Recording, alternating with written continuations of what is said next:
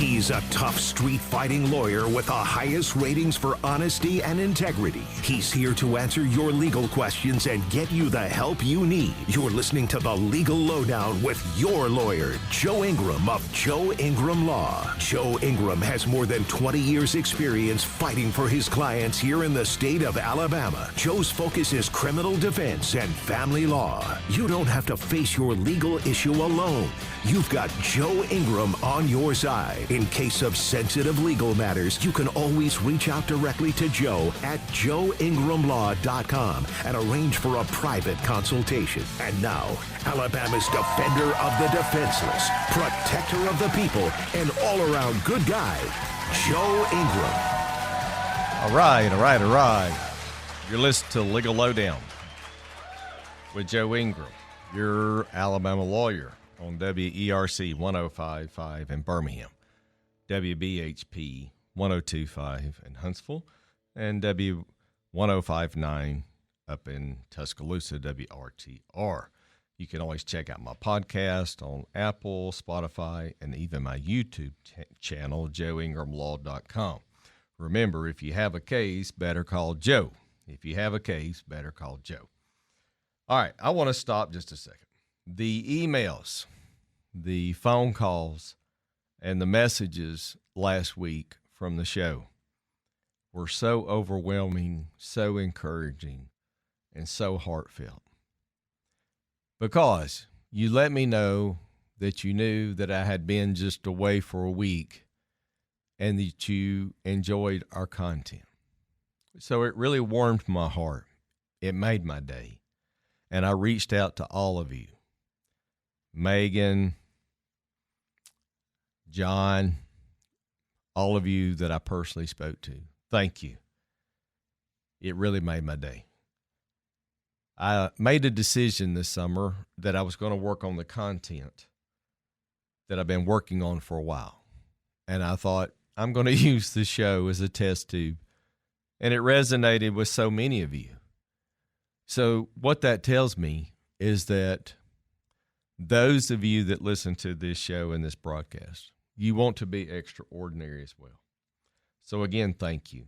It really, really made my week. It really did. It warmed my heart. Okay. So we're going to continue on some stuff this summer, and we've got some good guests coming. Next week, we're going to have the mayor of Hoover. The week after that, we're going to have the mayor of Homewood. And then the week after that, we're going to have Amy Akins in the studio, who is now running for the new 7th Congressional District position that after they did the redistricting of the lines, she's going to be here. So we've got good guests booked for the next 3 weeks for the show. And so today we're going to talk about some divorce stuff the first hour, and I've got some really good jokes for you. These are not my jokes. These are just jokes that I've heard, and I thought they'd be really funny to talk about today.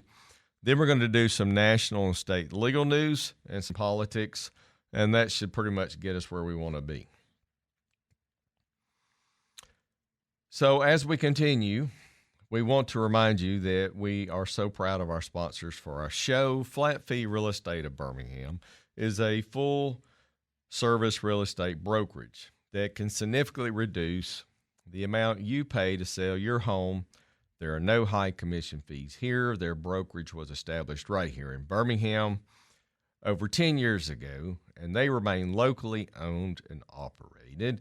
Here you will find agents that have over 50 years of combined experience and excellent performance at what they do. Whether listing or buying with them, they're with you every step of the way, so you will feel confident you've made the right decision when it comes to selling your home. Call Flat Fee Real Estate of Birmingham. They're the best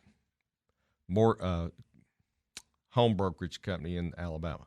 Also, we're brought to you by Shelby Fence Company. Shelby Fence Company, of over 30 years of expert fence installation and repair across the greater Birmingham metro area. You can call them at 205 664-1551, 205-664-1551, or you can check them out, ShelbyFenceCompany.com. And if you watch our podcast during the commercial breaks, you will see dedicated commercials for both Flat Fee Real Estate of Birmingham and ShelbyFenceCompany.com during the commercial breaks. Okay. So today, as always, my office represents people from Huntsville, Birmingham, Montgomery, Mobile, and the Tuscaloosa area. If you need representation, call my office, 205-825-5297, 205-825-5297. You can talk with the intake specialist. They will get you in, or you can Google us, joeingramlaw.com. joeingramlaw.com is all you need to know for legal representation in the state of Alabama. All right, so we're going to continue some self-growth stuff this morning. And I get to represent so many people all over the state. And all of my divorce clients have unique experiences. But if you're in my office for a divorce, there are some things that are rather common from my side of the table. Rarely have I seen anything out of the ordinary. Divorce has common elements in them. Either the people have grown apart, they're not compatible, they have money issues, there's infidelity, drugs, alcohol, domestic violence, gambling, addiction. These are the running themes. Rarely does someone come in my office in a divorce case that says anything to halfway shock my conscience. And I know, I get it. It's hard for you to come in somebody's office and unload all of your personal baggage to a total stranger that you don't know and wonder, is this person going to judge me for me telling my side of the story? No, they don't. But I'll tell you what I did do. I'll tell you what I do to disarm my potential clients. I always try to tell at least a joke or two, even in the most serious matters, because it relaxes you as a person, that you know that you're in a safe place. And this is where you get to tell your story about what's going on in your house. For all of us out there that are trying to be the best every day of what we can be, I was reading some content this week, and it's a book called Be Champion Minded. Everyone wants to be great until it's time to do the greatness requires. Being a champion. Everyone wants to be great until it's time to do what greatness requires. It is said that there are no shortcuts to success. Quote, winning is a matter of developing the slight edge. Champion-minded athletes put in extra work just as it takes to take time to develop the winning edge. The consequences of cutting. There are no consequences of cutting quarters, which will gradually lead you further and further ahead. I think about Kobe Bryant. I think about Michael Jordan. I think about Pete Rose, Tiger Woods. All of these were champions that put in extra hard work when everybody else called it a day. There's no reason that Michael Jordan was better than others, other than the fact that he spent more time practicing than anybody else. It is said that Kobe Bryant used to get up at 4 a.m. He'd go to the gym. I think in some days he would shoot 20,000 basketball shots. And if you do that repetitively over a year, your percentage is only going to go up. And then if you take into account your diet, your exercise, your mental game, Tiger Woods, he changed the game of golf when he came along. Because not only was he great at golf, he was the first real golfer to get into, if you will, exercising, weightlifting, and they had to start what they called tiger-proofing courses because they knew he was going to win the Masters every year. He could hit the ball harder and longer and farther than anybody else. So they changed the Masters golf tournament just because of Tiger Woods. And so, in our own individual lives, these people in our lives, whatever your passion is, whatever your sport is, whatever your profession is, if you want to be the champion, if you want to be the best, you got to do the hard work when nobody else is working. Don't go brag about it. Just go do it. Show up and beat them in the ring. The results will speak for themselves over time. Being a champion requires accountability, take responsibility, being coachable, being able to listen, accept feedback, being competitive, loving the challenge, embracing the hard stuff, consistent, having daily habits and behaviors. I've said it before and I'm going to say it again. Discipline and motivation, discipline and consistency beats motivation every single time. It will. You have to be determined and prepared to go the extra mile. You have to have really good self-control. You don't have days of, well, I don't want to go do that run, but I'm going to go do it anyway. I want to skip the gym. You go do it anyway. You have to be driven each day that you wake up and desire to be a better person than the day before. Champions are optimistic in their outcome, and they are completely organized in their structure and their daily routine. A champion mindset is not about being gifted or talented. It's about being prepared, focused, disciplined, and having the deep, unshakable belief in yourself. The reality is some days you will feel great, and then there's going to be days that you feel terrible. But you are inspired. And someday you can't even find the motivation to get out of the bed. But here's what really matters. You have a vision, you have a belief in yourself because there's no limit to what you can achieve. Being a champion is all about that. Remember last week when we talked about hard choices? Hard work is a choice. Your attitude is a choice. Discipline is a choice. Doing extra is a choice. Excellence is a choice. So now that you are aware of how to be great and you have to be disciplined, there are 6 levels to a stronger mindset. This is some information I've been working on and reading. It's called Born to be a Millionaire. Born to be a Millionaire. Daily information that I get in my inbox. First, self-awareness. You have to have understanding your habits or your triggers and your weaknesses is the foundation of your discipline. 2, commitment to actions. Discipline starts with small, consistent steps, whether it is waking up early, reading daily, small habits compounded over time. Again, I have said and said again. Discipline and consistency beats motivation every single time. Third, mastering.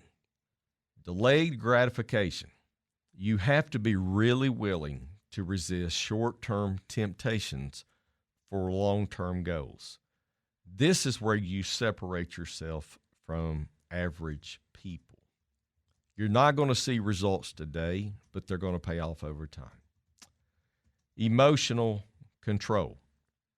Discipline isn't just about action. It's about managing emotions, learning to stay calm under pressure, builds unshakable strength.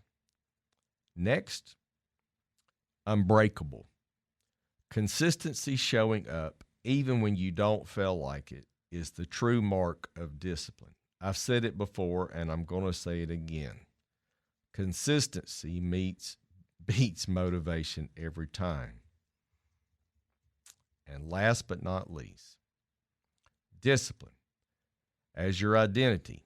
At the level of the highest discipline becomes who you are, not just what you do. I'm going to say it again. At the highest level, once you reach it, discipline becomes your identity, not just what you do. It is who you are. It's what you say you do. It's your mindset. Your mindset, it shifts from I have to go do this to I am this person and this is what I get to do and these are my non-negotiables and they are part of my identity. Being disciplined in your life requires being mentally strong. Now, you may not think you have all of these at this very moment in time, but you're working on them daily. Every day you're working on a different part of this. So am I. And you do this in different ways. And here's how. You have to make a decision whether to cut people off without warning because they're not good in your personal life. You can forgive people, but you don't reconnect. You don't post your next move. Don't tell people what you're going to go do. Just go do it. Go show them. Let them see the results when you're finished. You're okay walking away. You say no without guilt. Sometimes you have to say no and be disciplined when somebody says, hey, do you want to go to a bar Friday night and have a drink? And you have to say, no, I can't because I got to get up early in the morning and go run 10 miles or go to the gym or go do whatever it is you need to do to be successful. And you learn to keep your peace over proving. You adjust, but you never shrink. Hey, don't overreact anymore. You heal privately and alone. And you no longer fear silence. Have you ever noticed that some people can't stand to be in a house or a room without noise in the back? Sometimes I like to just sit in my house in silence and listen to my thoughts. Those are the most rewarding moments I have in my home. Isn't that amazing? Just silence. Put this phone down, just thinking. Okay. So that's a lot of information we've covered really fast. My point is in all this,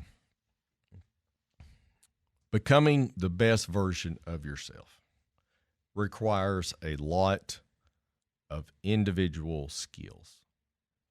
And when I work with divorce clients, and I had 2 new clients this week, rarely does someone leave my office or rarely does someone leave my office after a case where I have not recommended some kind of book or material to help them grow and develop into the next journey or chapter of their life. I'm not a social worker. I'm not a psychologist. I'm not a psychiatrist. I've just seen enough of the same issues that I want you to be better 12 months from now after this is over. I've said it before. You're in the eye of the storm, but the storm's going to pass, and after the storm passes, you want to be better when you heal. You have to learn to put your baggage down that you've been carrying. You have to learn down, if you will, to come down off the cross if you've held yourself guilty. Forgive yourself and move forward. That is the goal.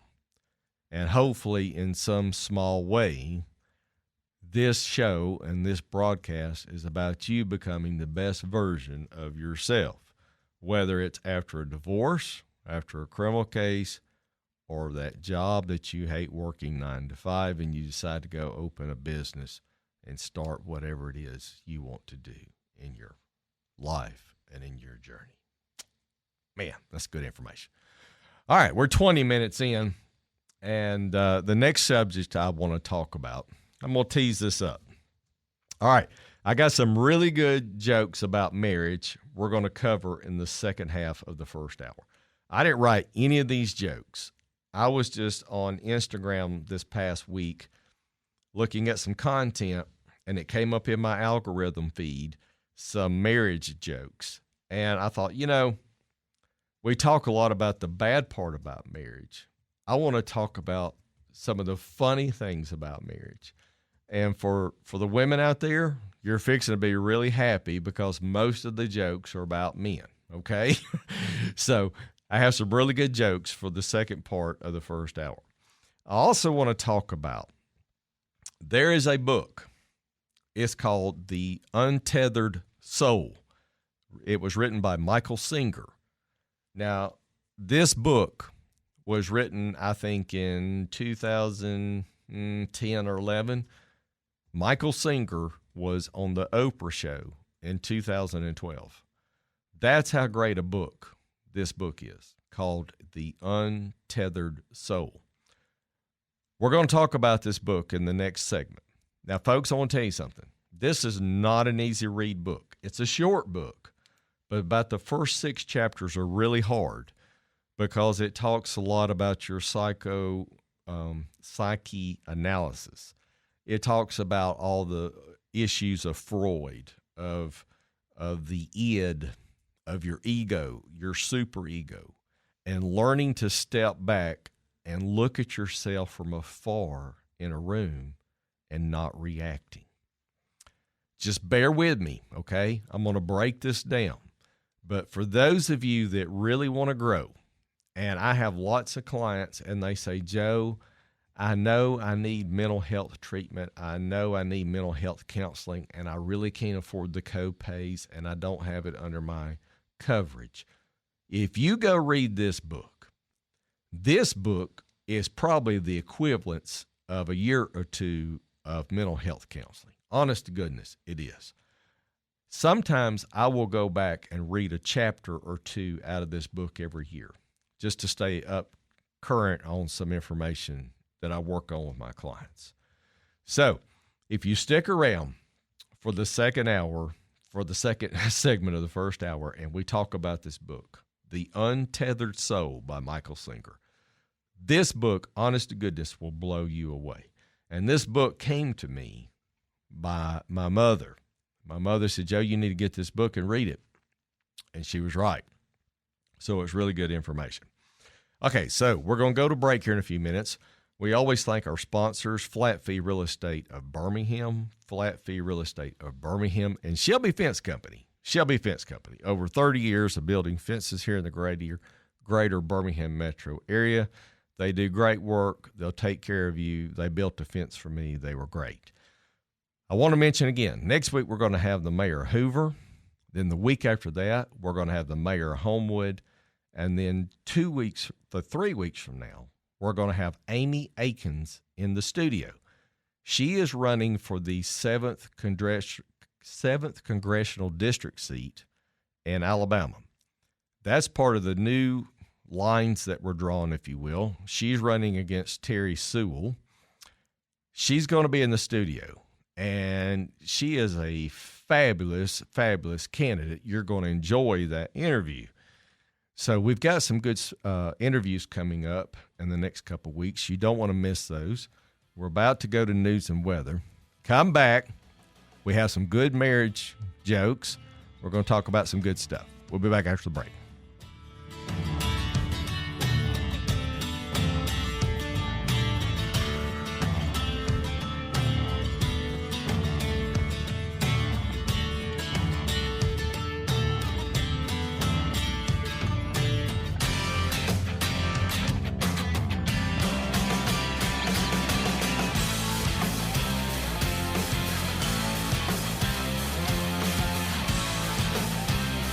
You're listening to The Legal Lowdown with your lawyer, Joe Ingram. If you need confidential legal help off air, reach out to Joe at joeingramlaw.com. Stay tuned for more. Joe will be right back after this break for news and weather. You're listening to The Legal Lowdown with Joe Ingram. Joe is a 20-year veteran of the Alabama courts specializing in criminal defense and family law. If you need a private legal consultation, email Joe at joeingramlaw.com. And now, welcome back to The Legal Lowdown with Joe Ingram. All right. You're back for the second segment of Legal Lowdown with Joe Ingram, your Alabama lawyer here in Birmingham, WBHP up in Huntsville, and WRTR in Tuscaloosa. Right before we went to the break, I teased up a book that we're going to talk about in the second segment called The Untethered Soul by Michael Singer. And yes, this is a really good book because it was on the Oprah show. That tells you a lot. And if you're driving a car, I don't want to put you to sleep, okay? So just make sure you have your coffee before we talk about this, because this stuff may sound a little wonky, but honest to goodness, if you go read this book, you'll be glad that you got the information here this morning, okay? So if you read this book, the big takeaway themes from the book. Number one, who you are, who you think you are not yourself. The concept, the structure of your thoughts and your emotions and the beliefs in your mind, it makes you really look at yourself. Number two, who you are, you have to awaken the nature of yourself. This is a tough read. But if you read this, man, this is going to come out, you're going to be stronger than you've ever been. 3, control. Recreate the world within your mind so you can control it and live in your mind. I'm going to say that one again. Recreate the world within your mind so you can try to control it and live in your mind.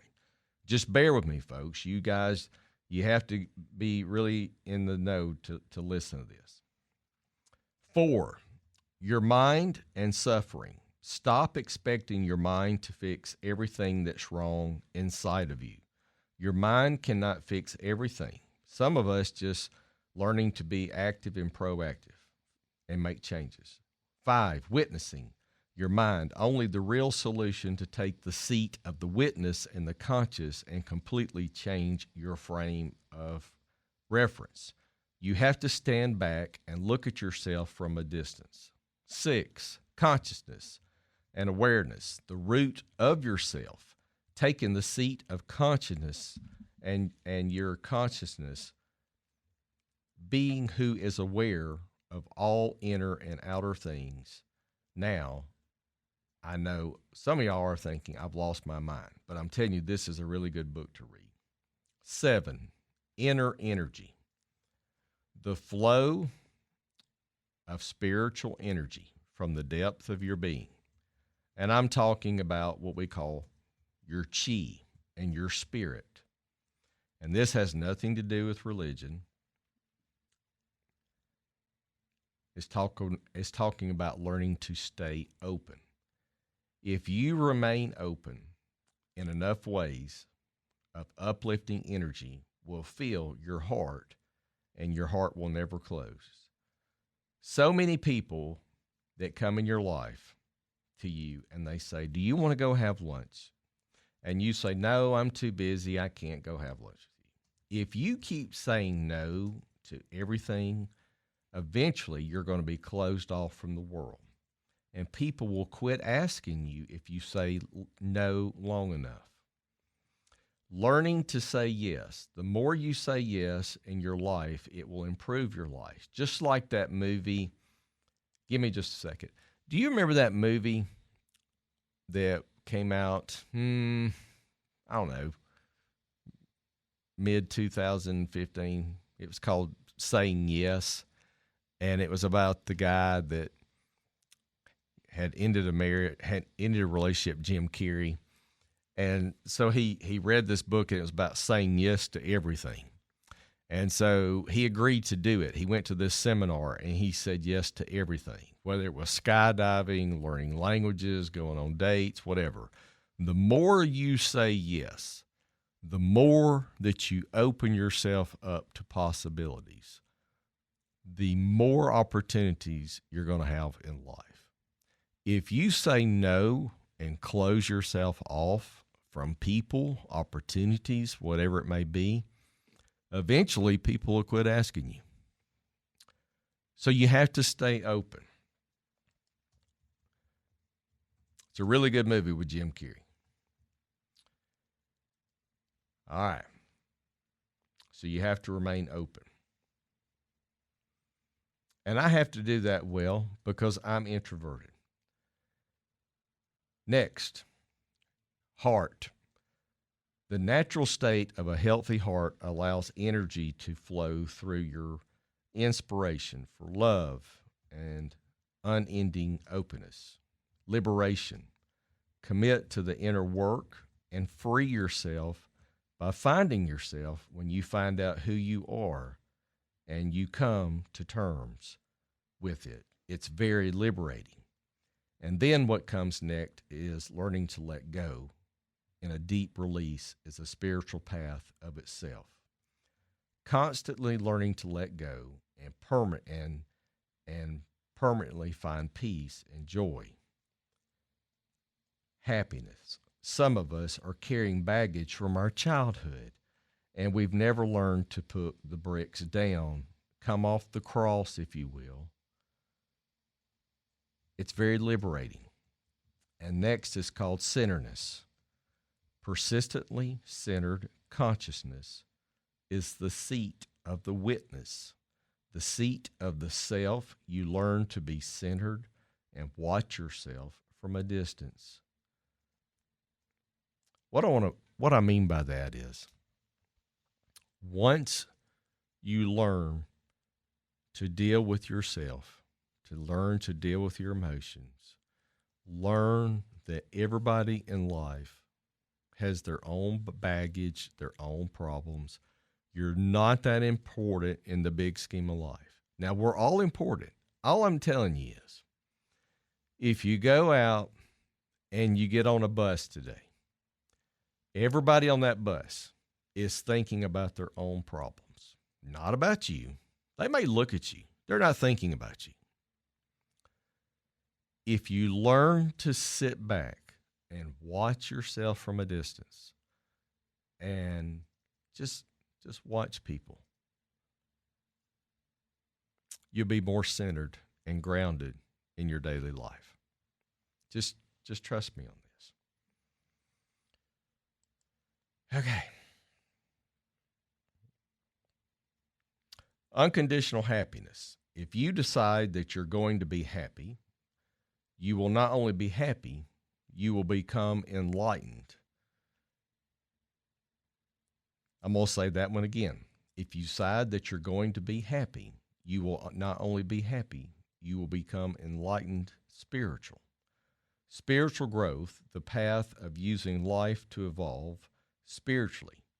Truly love the highest path. The older you get, by and large, you see that you have less days in front of you than you do behind you. And you start realizing that in the circle of life, you become more spiritual as you get older. And you realize that this is just part of God's plan. We were born, we live, we die. But if you're a true believer, you know that you'll live again and again, forever and ever, and always. The word beyond captures the true meaning of spirituality. You have to free your soul from its cage. Next, life itself is the highest spiritual path itself. If you know how to live daily, life becomes a liberating experience. It takes most people to get into their 40s or their 50s to start really enjoying life. I'm going to tell you something. Every day I get up, I am so happy. I am so full of life. I say, thank you, God, that I'm here. I have a better life today than I did 10 years ago. Honest to goodness, my life is better today now than it was 10 years ago.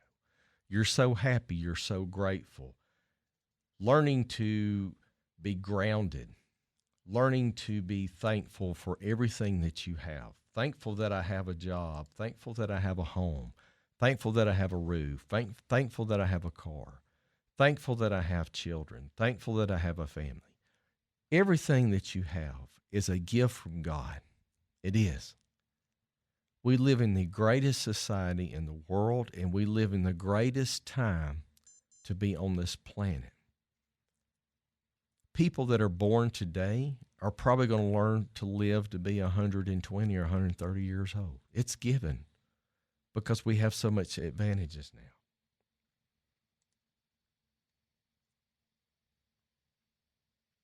So, out of this book, you learn to be grounded. You learn to transcend.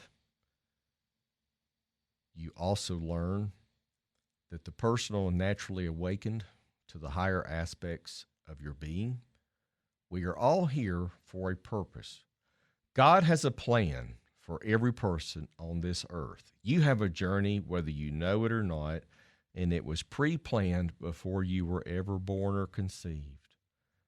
Now, we all make personal choices, good and bad. And as my mother used to tell me, God love her so, she'd say, Joe, the choices you make today can and will affect the rest of your life. Thank you, Mom. The choices we all make today can and will affect the very rest of our life. So learn to be joyful. Thank you, God, for everything you've done for me. Thank you for everything that I have. Not trying to get too spiritual, but the highest part of learning and growing is learning that this is just part of life's circle before you die. And so we got to get to the final end of this. Last but not least is called death.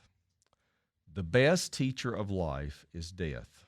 What gives life meaning is the willingness to live it. If you are living fully, death does not take anything from you, folks.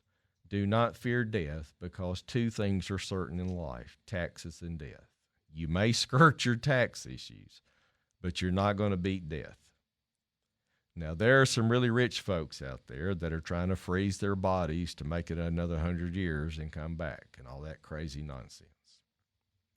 But in my life, I'm not ready to go yet, but I do know when my time comes, I know where I'm going, and I'll be ready to go.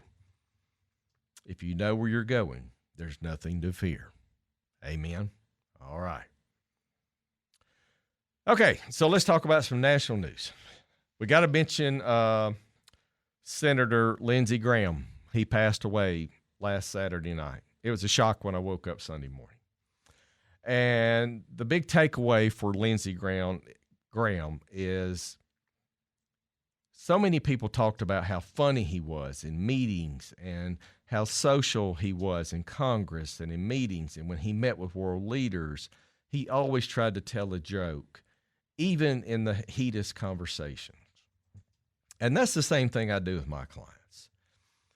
He learned how to lighten the mood. Maybe just learning to lower your blood pressure when I meet with you about your issue. Just learning to take the edge off.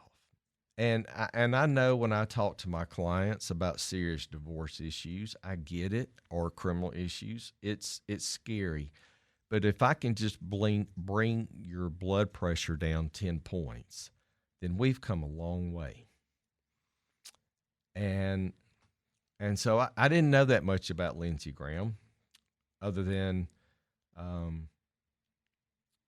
thought he was a really good senator. So, in keeping with that, I've got some good jokes.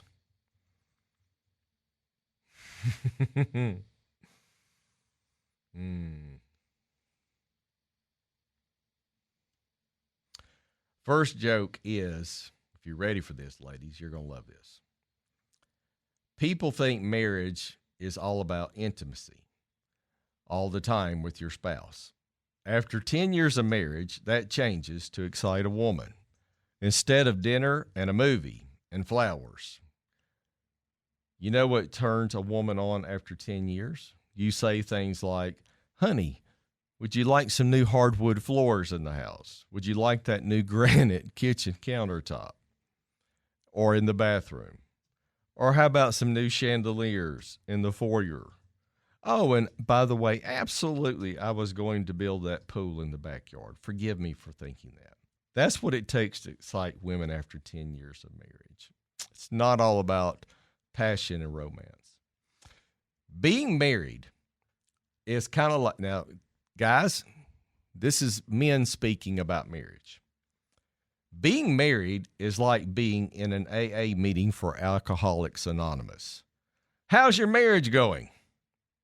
One day at a time.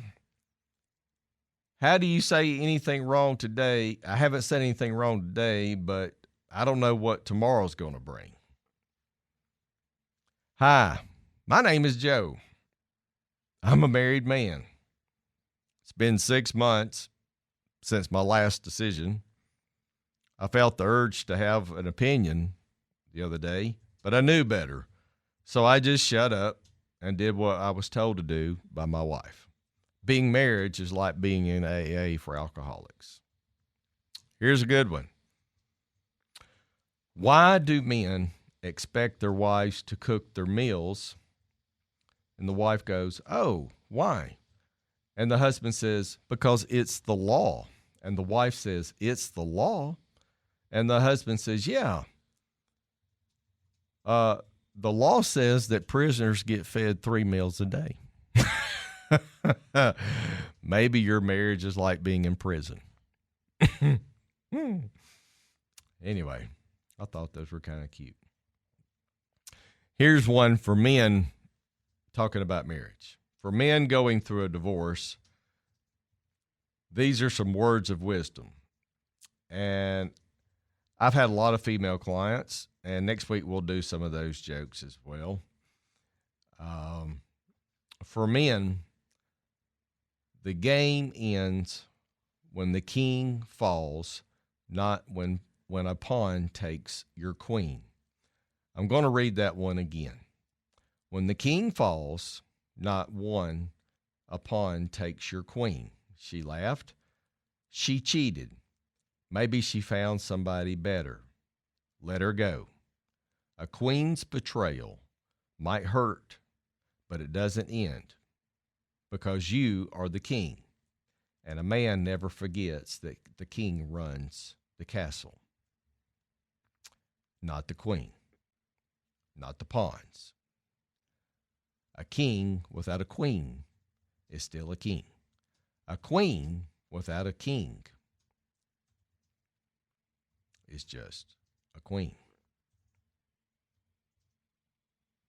So, if the queen wants to leave, let her leave. It's okay. You're not going to collapse.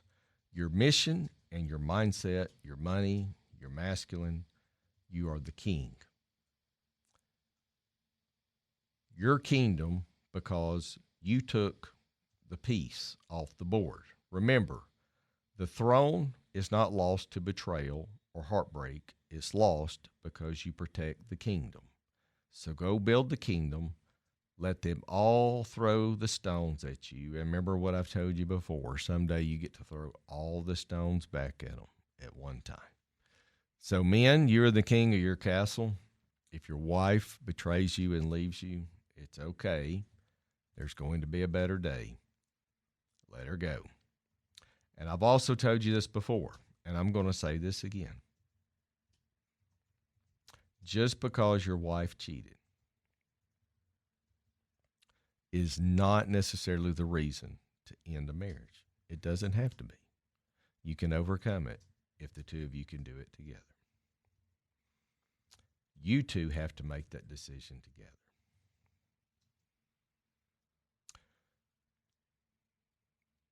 Just because your wife cheats does not mean that the marriage has to end. The two of you decide if you can overcome that barrier. Or maybe it's another barrier. Maybe it's one of you has an alcohol addiction. Maybe it's one of you has a drug addiction. Maybe one of you has a gambling addiction. Whatever the symptoms of the marriage is. Maybe one of you has an anger management problem, needs to get some counseling.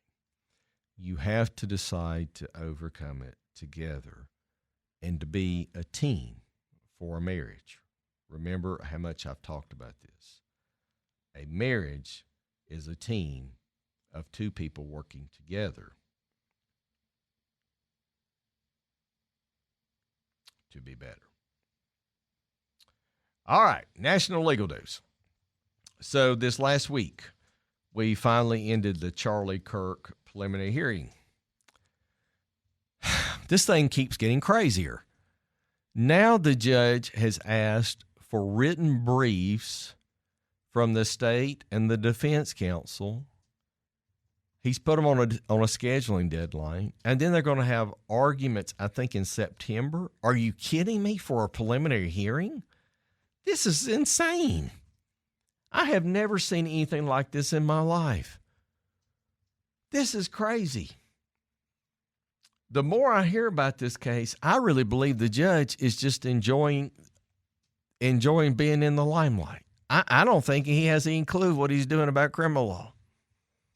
I have never in my life, after 24 years, heard of a briefing schedule to decide if we're going to indict somebody or send it to the grand jury. Craziest case in the world I've ever seen. This is crazy. After Lindsey Graham died this week, they did some really good things. They put his sister in his place as a placeholder for the next 6 months. I thought that was a really nice gesture. And some information came out about Lindsey Graham this week. And let me tell you a little about Lindsey Graham. Lindsey Graham and Senator John McCain of Arizona, who has died, and he was in the military, he was a war prisoner, and Joe Lieberman, who was a Democrat of Connecticut. These three were what were referred to as the three amigos. And they would go all over the world, and they went on a lot of trips together, and they worked on military issues with countries and things of that nature. They were the best of friends, even though Lindsey and John McCain were Republicans and Joe Lieberman was a Democrat. However, at the end, he ended up becoming an independent, and he was very moderate. He was a very moderate man, Joe Lieberman. But what is really unique about Lindsey Graham that came out this week? They say that when he died, that he had roughly somewhere between 1.4 million to 2.2 million after being in Congress for 30 years. Now, I want you to think about something for a minute. Do you know how many people go to Washington, D.C., and after 20 or 30 years end up with multi-millions of dollars? Nancy Pelosi, Mitch McConnell. Look, I can name people on both sides of the aisle. They say Marjorie Taylor Greene, after 5 years of being in the House, has a net worth of $25 million. How'd you get that? What's her name? The Somalia lady up in Minnesota. I can't think of it right now. Thank you. John's paying attention. Supposedly she's got unbelievable money. All right, the point of this is, as involved as Lindsey Graham was in hotbed issues and going to countries all over the world and hearing information about defense contracts and who was going to get this and who was going to get that, if that doesn't tell you Lindsey Graham was doing it the right way, nothing does. He never used his position to profit from it. He was a true public servant. He wasn't there to enrich himself. After 30 years of being in Congress, he was in the House of Representatives, and then he was in the Senate for over 20 years. He never profited off of his position. He was always the public servant. That says a lot to me about Lindsey Graham, if anything does. That's what's really important about Lindsey Graham and the takeaway, and the fact that he was really funny. All right, so we got through the Untethered Soul. We did a couple jokes. We're going to come back, second hour. We're going to have some good stuff. We'll talk to you on the other side of the break.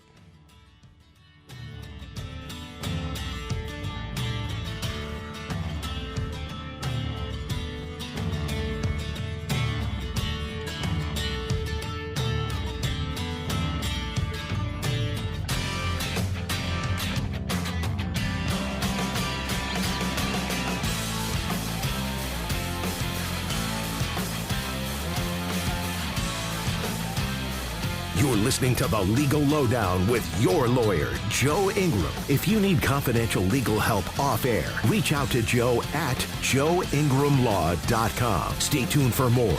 Joe will be right back after this break for news and weather.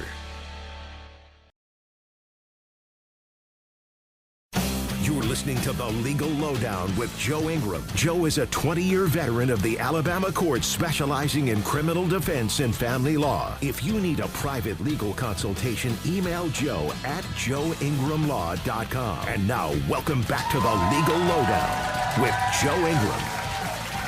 All right. You're listening to Legal Lowdown with Joe Ingram, your Alabama lawyer on WERC 105.5 in Birmingham, WBHP up in Huntsville, and WRTR in Tuscaloosa. You're back for the second hour of the show. All right, we got through the first hour, and just to remind you, Flat Fee Real Estate of Birmingham is a sponsor of our show, and Shelby Fence Company. Shelby Fence Company, over 30 years of the greater Birmingham area. If you need a fence, whether residential or commercial, Shelby Fence Company is the name to know. Google ShelbyFenceCompany.com. Okay, before we went to break, we were talking about Senator Lindsey Graham. We were talking about how funny he was. He was a brilliant statesman, and he knew how to work with people on both sides of the aisle. The only thing I want to remind you and the takeaway from Lindsey is that Lindsey was smart. He was a good public servant. He wasn't there to enrich himself. And he knew how to tell a joke in really hot moments just to break the ice. And believe it or not, folks, I do that a lot in my interviews with my clients. I even do that sometimes in breaks and depositions.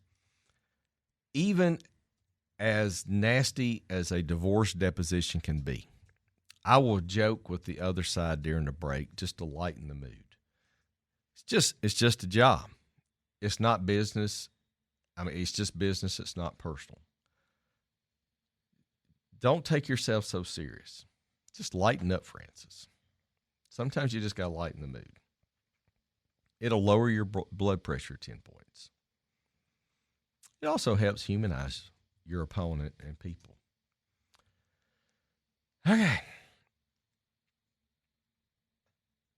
We have to talk about, I hate to do it again, but there's been so much in the news in the last week. We have to talk about this again on our broadcast. Comrade, idiot, mayor of New York. The Democratic Socialist Party has come out and they have put out their true agenda this week. They're not even hiding it anymore. This is what the socialists of America want. You ready for this? This is crazy. They want to do away with the United States Senate. They want to do away with the Supreme Court. They want to get rid of police. They want to get rid of the President of the United States. There was somebody they interviewed this group this week, and somebody said, I don't know, we'll call him the head honcho or something like that. Are you kidding me? The leader of the free world, we're going to do with the presidency? And then somebody else was interviewed this week, and they said, well, we need to have a system like England where the members of parliament elect a prime minister. No, we did not fight England for our independence and King George III only to go back 250 years later to some sort of parliamentary system. And not only that, they don't want to even have a two-house system. In England, they have the House of Commons and the House of Lords. Now, the people are elected to the House of Commons. The House of Lords are chosen by the ultra old blood, if you will, from the king for the House of Lords. So they want to get rid of the Senate. I hadn't even heard of Democratic senators coming out this week saying, no, we don't want to do this. Oh, and by the way, how well do you think the prime minister is working out for England?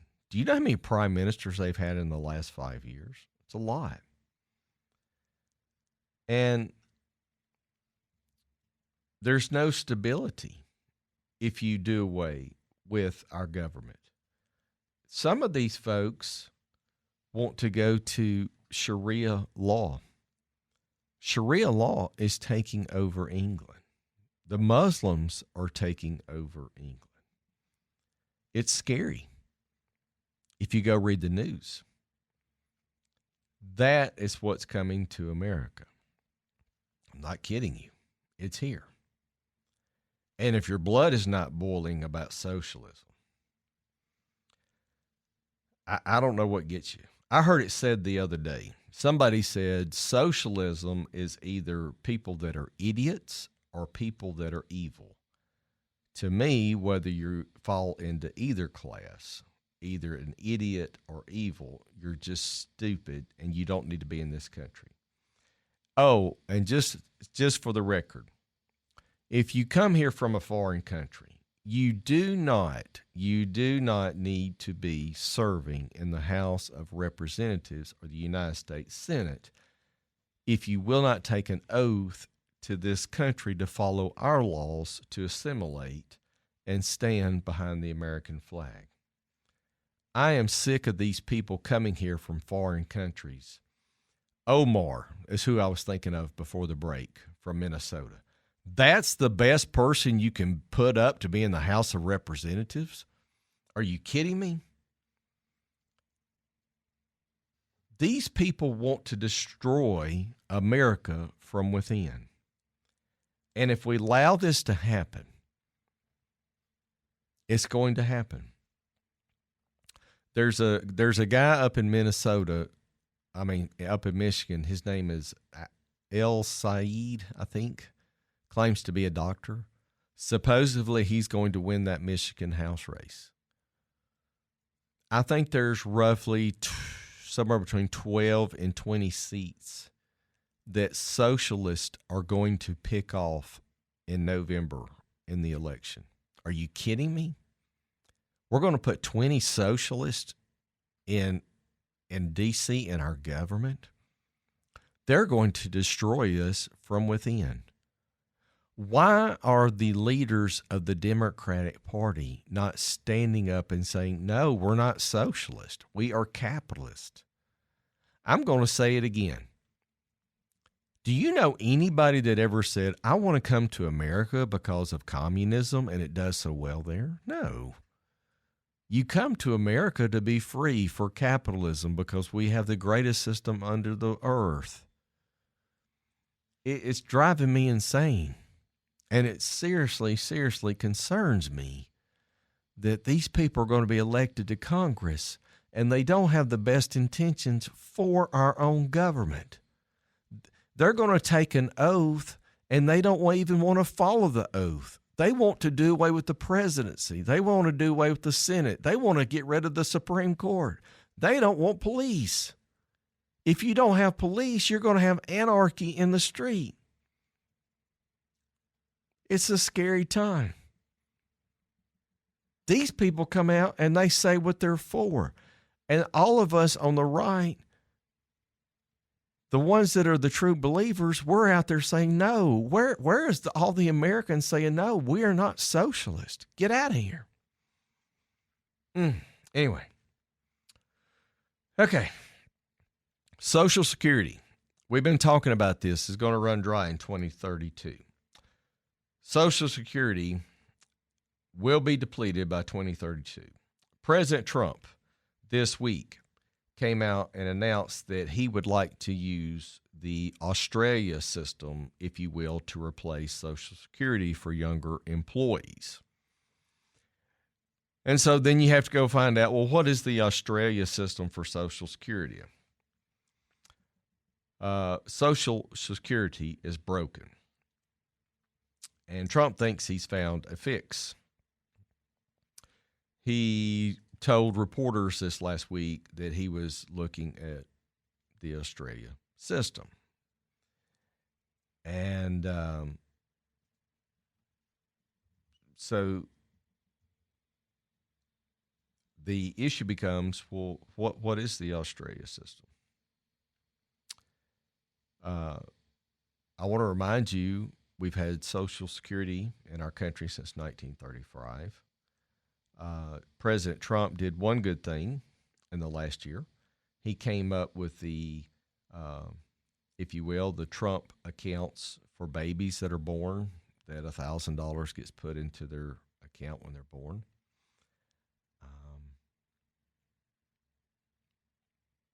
The Australia system, if you will, is built in such a way that your employer takes 12% of your pay and puts it into an account. And then that account follows you even if you change jobs every 3, 4, 5 years, all your life. The money follows you. Your employer has a duty to put 12% of your pay into this account. Now,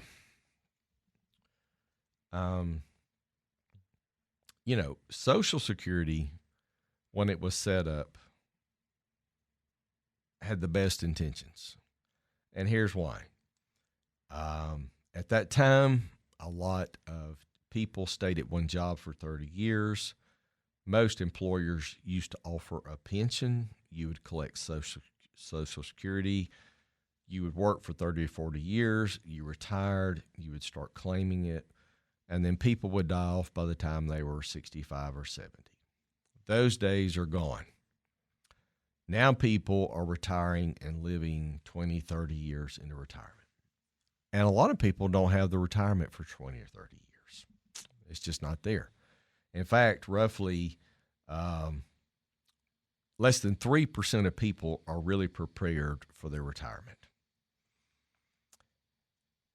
And so President Trump, trying to be smart and do the right thing, he's looking at the Australia system because we have so many people that are freelancers, people that are contractors, people that are Uber drivers, people that are not disciplined enough to save on their own for their retirement. So we have to do it for them. That's what concerns me, is why people can't be disciplined to do the hard work themselves.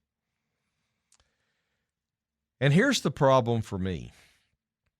If we adopt the Australia version of a Social Security system or individual retirement account system, if you work for me, that means I have to raise your pay.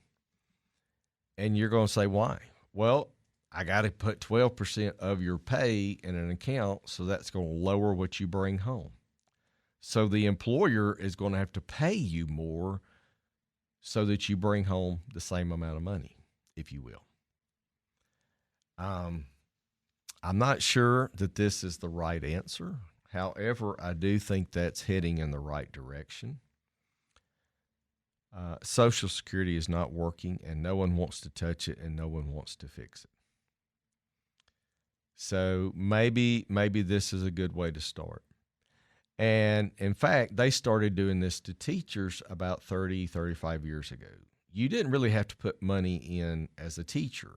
You got a retirement for being in the RSA, Retirement System of Alabama.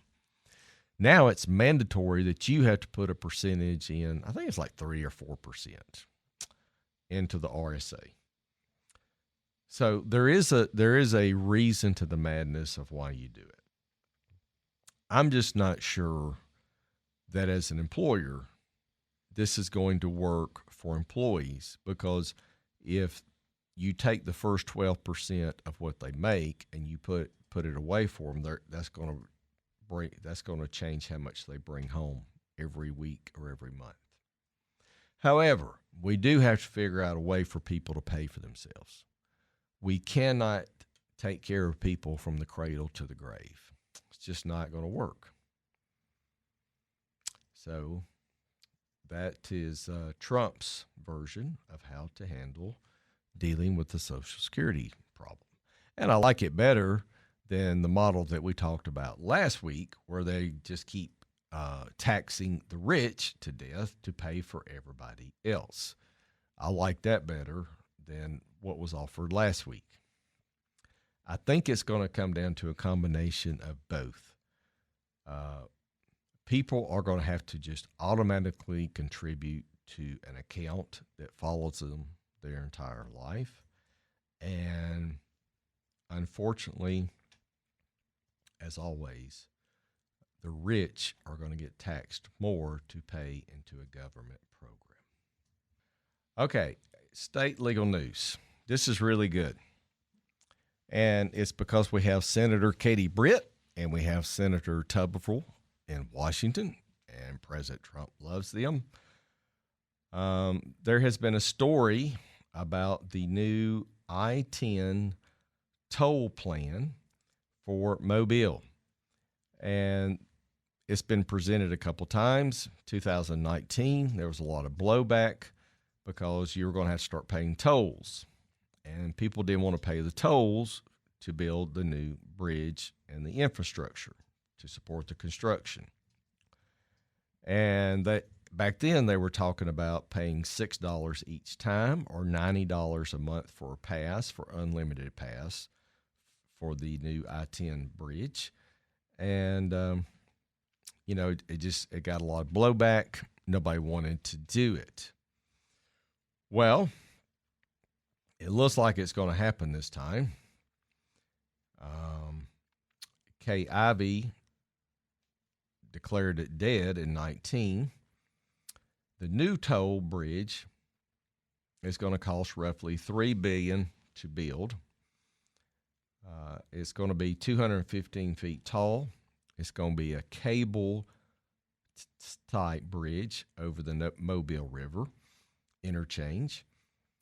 And it's only going to cost $3 for a one-time pass, or you can buy a monthly pass if you use it to go back and forth across the Mobile Bay for $60 a month for unlimited trips. It's no different than parking lots and parking bridges. You have to pay for them. Government can't pay for everything. The feedback from everybody this time is much more positive, and I'm thinking it's very likely that it's going to be funded. There was a quote this week from a state senator. I think the fear of the tolls has been diminished, said Senator Greg Albatron of Atmore, who was involved in the 2019 toll controversy. They need it for Baldwin and Mobile County. So I think this time they have figured out a way to solve this issue.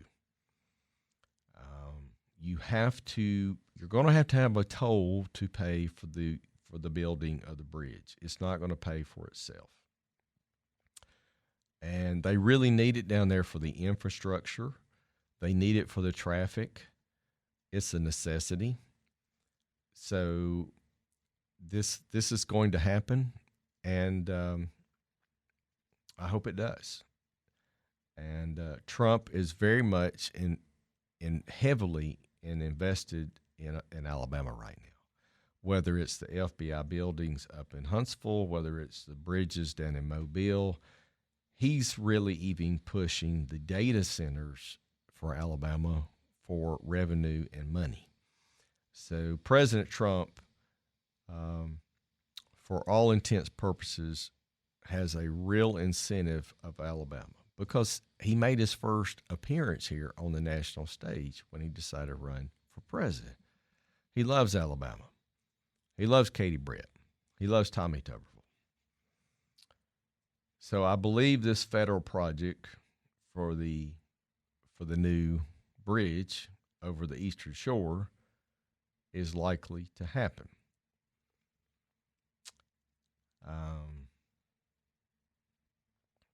So I think this time it's going to make it through for the funding, and I think they're going to approve it.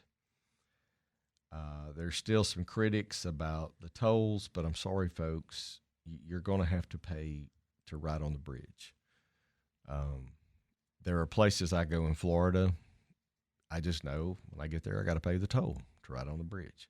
Now, if I live there every month, I'd buy a monthly pass. So that's just the fact of doing business. You have to pay for it over time. All right, so we covered that. Next thing we're going to talk about today of data centers. Data centers. This has become my new favorite subject. Why, I don't know. And somebody sent me some messages on Facebook this week talking about data centers. Now, first, let me say something. I am not against data centers. I don't know much about data centers other than I know we need them. And I know that we are in a race with China to develop data centers. So for those reasons, yes, I want them. And yes, they are a necessary evil. Okay? Let me just start there. However, the concern that I have are the questions that are being asked about how we build these data centers. Okay, so there was a story this week again about a data center coming to Jefferson County. Another one has been proposed for the Fairfield area, and one just got proposed for Bessemer last week. There are not a lot of people that live in the Fairfield community. It's a suburb of Birmingham. It has roughly 9,500 people. And so a big-time company has come forward, and what they do is they throw a lot of revenue at you, and they ask for breaks for building it, if you will, and incentives for putting it in your community. And the thing about data centers is that they take an awful lot of power, they take an awful lot of water, and they don't employ a lot of people. Council member Courtney Turner put on the Fairfield City Facebook page this week, the other day, a quote: "Our responsibility is to ask difficult questions. They have to consider the facts, consider the benefits, the potential impacts. We have to listen to our residents, and ultimately we have to make decisions that are in the best interest for people in Fairfield," end of quote. The problem is municipalities that need income, they have space, and they're going to take the data centers, folks. I'm not against data centers. I don't want to lose to China in any way. I'm just going to ask some really, really good questions. Like, why don't we take spaces that we already have and repurpose them and then make them data centers? All right, the music's playing. We're going to go to news and weather. We'll come back for the final segment of the show. We'll be back after news and weather. Thank you.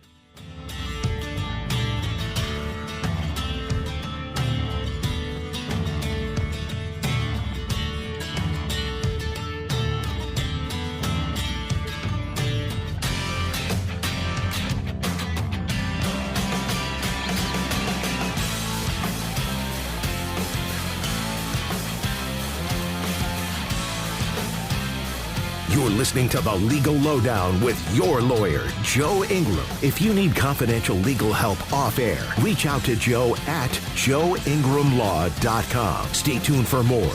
Joe will be right back after this break for news and weather.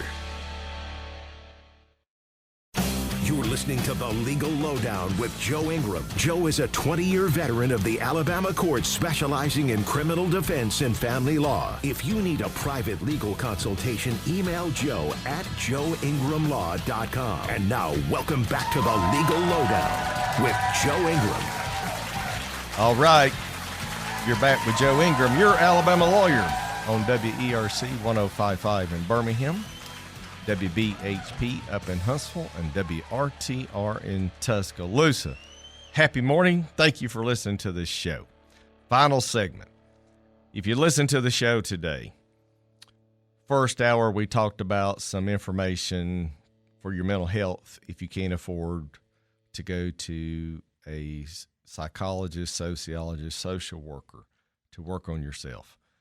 We talked about some national news. We talked about some state legal news. We did some marriage jokes, and I'll have some more marriage jokes next week for the females. For the men, divorce gets a lot of knocks a lot of time. Well, we're going to tell some jokes about marriages. I think it's very healthy. Just want to remind you, next week we're going to have the Mayor Hoover. He's going to be in the studio with us. And then the next week after that, we're going to have the Mayor Homewood. It's going to be in the studio. And then the third week, we're going to have Amy Akins, who is running for the 7th Congressional District House seat for the lines that were redrawn. If she'll be running against Terry Sewell in November. You don't want to miss that interview. She's a sharp person. Those are going to be great interviews, and you don't want to miss any of those, okay? All right, so before we went to break, we were talking a little bit about data centers. Data centers. I'm not against data centers because we need them. My concern is where we build them and what are they going to do to the environment and to our country. And I'm not on the left here, folks, okay? I just have some very serious questions. Some of the questions I have are, we have lots of space that was commercial at one time, and it's sitting empty. It's just there.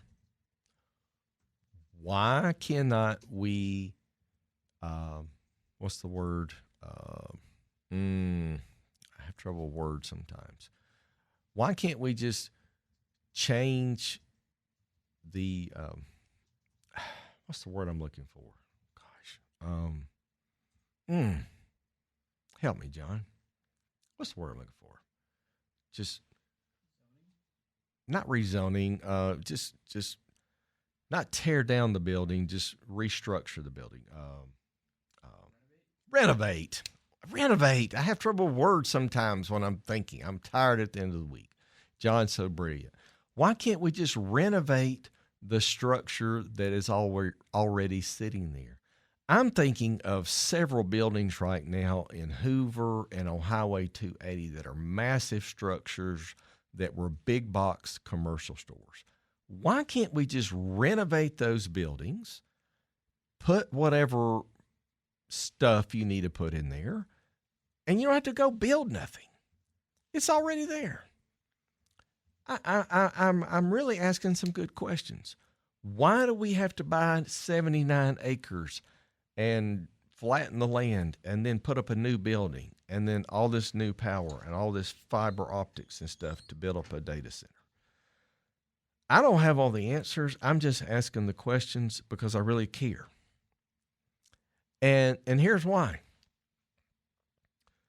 When we started using computers, we started out with floppy disk, and we went from floppy disk to CDs, and then we went from CDs to thumb drives, and now we've gone from thumb drives to everybody putting it on a cloud, whether it's Dropbox link or Google Drive or whatever source it is that you transfer your data from one place to another. So you have to believe that these data centers that they're building with these huge swaths of land and the structures, you have to believe and know that in 5 or 10 years, well, we don't need that big a building anymore because we can put more data in a smaller facility, or we can package it in a different way, or hey, we put it, on this satellite dish up in the universe. We're building something, and we know that whatever we're building is going to change the way it's going to be used in 5 or 10 years down the road. That is my concern and the questions I have about data centers.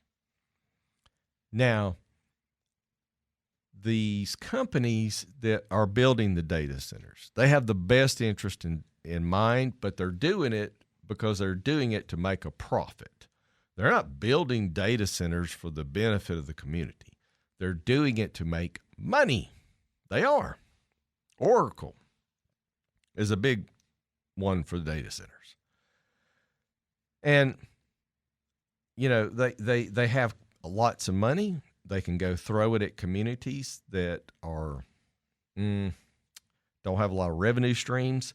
And they say, hey, we're going to give you this money, but we need all your land. Oh, and by the way, we need some tax incentives and tax breaks because we need lots of power. Oh, and by the way, we need a lot of commercial water to cool the data center. Oh, and by the way, we only need probably 12 employees to run the data center. That's all we're going to employ is 12 people. That's the concerns that I have. Then again, the number of people to do any job is changing anyway because of AI. I'm not saying AI is going to replace people altogether. In fact, Jeff Bezos has stated on the record that just because we have AI, we're still going to need people hand in hand to work with AI. Okay? So AI is not going to eliminate people entirely. It's just going to change the way we work and the way we do things. That's all it is. There was a report this last week that over in Iran, the government has built a ship, if you will, that has a drone in it, and they can remotely drive this ship in and drop a bomb. There's no one on board. It looks like a ship. For all intents purposes, it is a ship. It's just a drone with a bomb in it. Somebody from D.C., somebody from some other part of the world is driving it remotely and delivering the goods to Iran. It's great that we have the technology. We still have to have people over the technology, okay? So it's still going to work hand in hand. So that is my concern about the data centers and where we're going with this. It's not just in Alabama, it's in every state. There was a huge contract that was just announced this week out in Texas. Chevron bought this huge parcel of land to build a massive data center in Texas. So they're everywhere. It's not just here. I just wonder if we have the right people asking the right questions. I hope that we do. I know we have a lot of smart people out there that know the questions to ask and the concerns about these data centers over the long term. That's my concern. If you care about the planet, and those on the left are absolutely concerned about the planet, and those on the right should be concerned about how is this going to change in 10 or 20 years? How are we going to repackage it? And what are we going to do with it? That's the kind of questions you have to ask when you put up this new type of technology. Oh, my goodness. Okay. There were a couple stories this week in the news about the economy, and we get to talk about the economy a little bit. the number of debt collection cases from 2019 has gone up 140%. Can you believe that? Debt collection cases have gone up 140% since 2019. This is a study that was done by the Pew Charitable Trust. So you can trust the numbers here. And the reason why this story is important is for a couple of reasons. Interest rates are really high right now. Mortgage rates are roughly 6.5. I would imagine credit card rates are probably somewhere between 18 and 22%. The middle class is being $100 a month. Now I want that to sink in for a minute. Somebody just bought a car. The car was roughly $70,000. The car payment is $1,200 a month. That's as much as a mortgage. And you're riding around in it. And here's the sad part. A car depreciates every time you drive it. It does not go up in value. You're driving an asset that depreciates every time you crank it for $1,200 a month. Oh my goodness. Anyway, that one caught my attention this week. A $1,200 car payment that depreciates every time you ride around it. Do you know why rich people don't buy new cars? They let people buy cars, and they buy cars 2 or 3 years old that's already taken the depreciation, and then they buy the car, and they pay cash. And not only do they buy the car and they drive them till the wheels fall off. My car has 67,000 miles on it, and I intend to drive my car hopefully to 300,000 miles. Because it's a depreciating asset. It has no value to me. It's just a chunk of metal I ride around in. So debt collection lawsuits have gone up exponentially over the last 5 or 6 years. And then again, I thought, well, maybe this story's true, because in my own practice, we picked up a new client over about 8 months ago. It's a dental collection practice. And honest to goodness, we've already collected over $100,000 for them in 8 months. And when I got this client, I thought, how could you have this much in receivables? But they did. So a lot of people out there in middle America are struggling to get by. They're not able to keep up. And they're putting everything on credit, and they're putting everything on time, and then they're falling behind. And they're just paying the very minimum, and they're just paying debt. And there was another story this week about Alabama not being one of the cheapest places to buy a house anymore. Alabama used to be one of the cheapest. We're not. Right now, to buy into a house in the Birmingham market, over the mountain, roughly the median average price for home is $400,000. If you want to buy into the market and you want to put 20% down so that you don't have to pay PMI, mortgage insurance, that means you got to roughly put $80,000 down to buy a house. Now, there's a couple ways around that. If you are a doctor or if you're a lawyer, you can still get a professional loan, and they let you do this, and you don't have to pay PMI. It's not fair, but they do it. So the buy-in in Birmingham for a house over the mountain is $400K. The cheapest place in the United States to buy a house right now, the cheapest state, is Iowa. The median price for a home in Iowa is roughly $230,000. We were there, but we're not anymore. Now, it's not a bad thing either. Here's why. if the prices of homes go up, then generally speaking, the people that buy those homes, if you pay $400,000, $500,000, $600,000 for a house, you're going to take care of that house. More likely than not, you're going to be a better neighbor than somebody that lives in a neighborhood where the houses are $100,000. It's just a fact of life. So it's not a bad thing that the prices of homes have gone up in the Alabama area. And then another reason the prices of homes have gone up, we have so much good economic news coming out of Huntsville.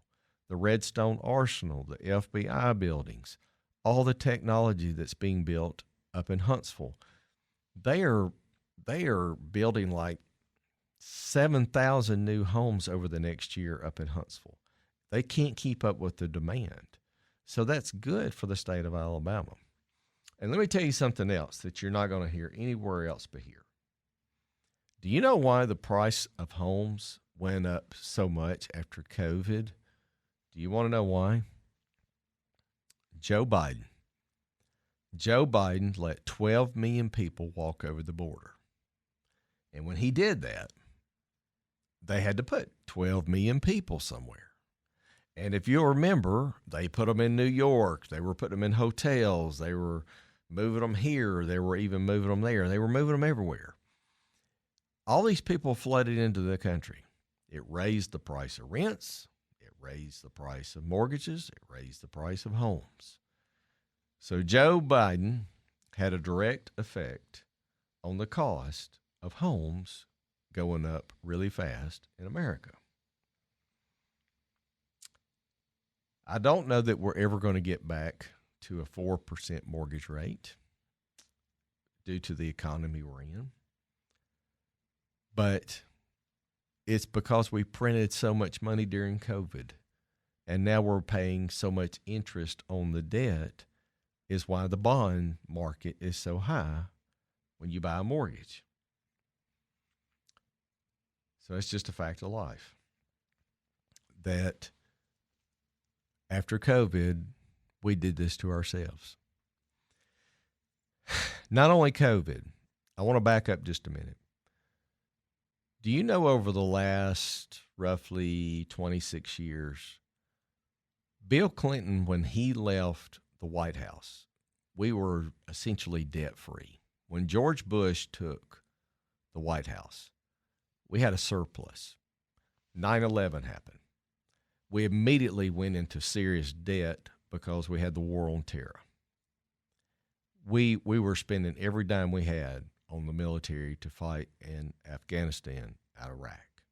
And then we had all these hurricanes, Hurricane Katrina and Hurricane, was it Katrina and Irene? I can't remember. Anyway, we had all these hurricanes that hit New Orleans. And then we had to build these barriers for New Orleans. Well, the government, we just picked up the tab for all this and added it to the national debt. And we've done this for so long that eventually it caught up with us. And it's just spiraled out of control. And then we had the 2008 housing crisis. Honest to goodness, the mortgage industry collapsed. Nobody thought it could happen. They were letting people buy homes called ninja loans, no income, no job verification. If you want a house, everybody needs a house. We'll let you have a house. They were doing these subprime loans. Nobody was checking income. People were buying homes and they couldn't pay for them. People were doing interest-only loans.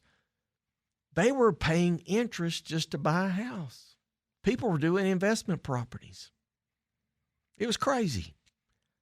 And so that's how we had the movie that came out of the 2008 housing crisis called The Big Short, where they bet against the housing industry. And then comes Obama. And Obama walks in and Bush says, hey, you just inherited a nightmare. The housing market's gone.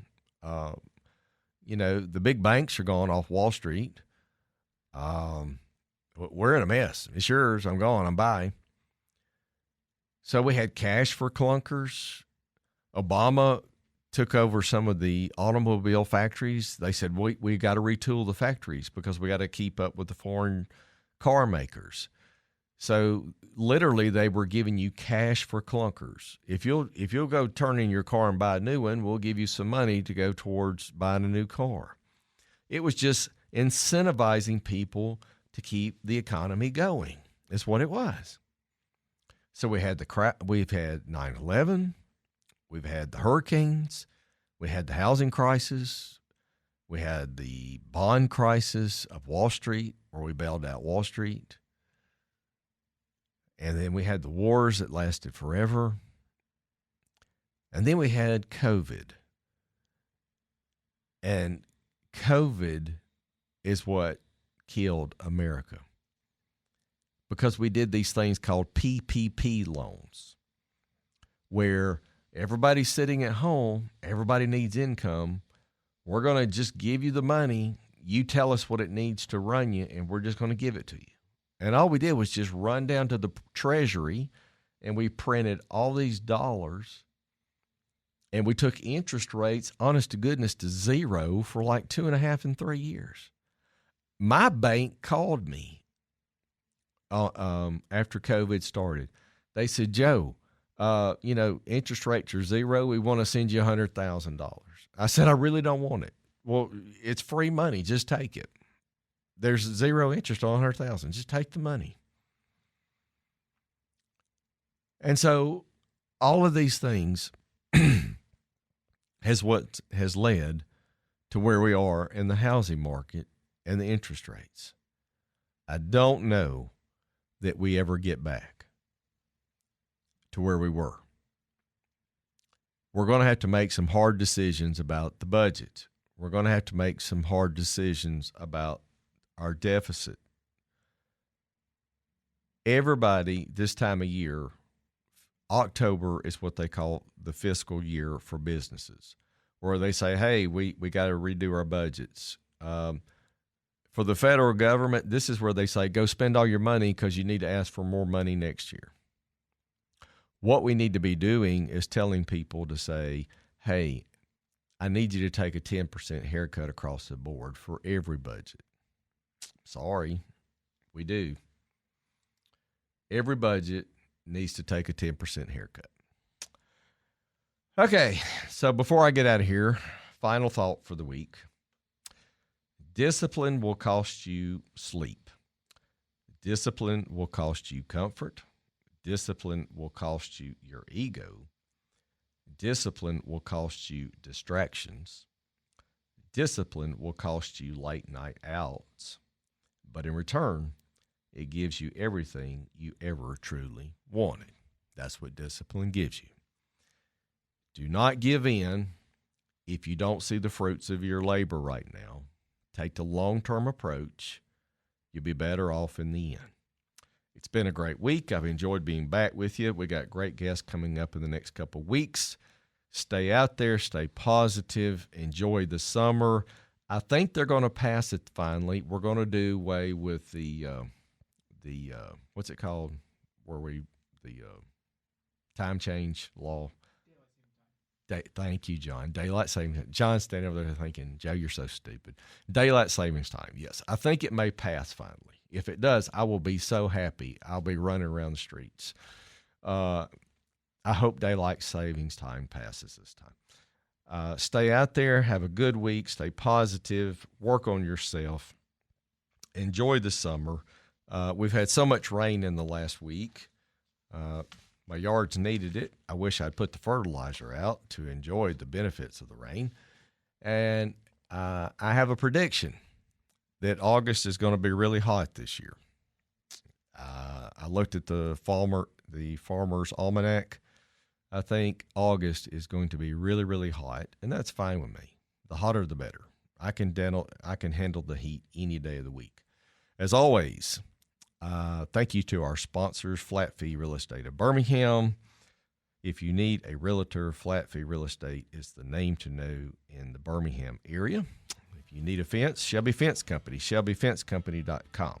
Have a great week. Got to go. Bye.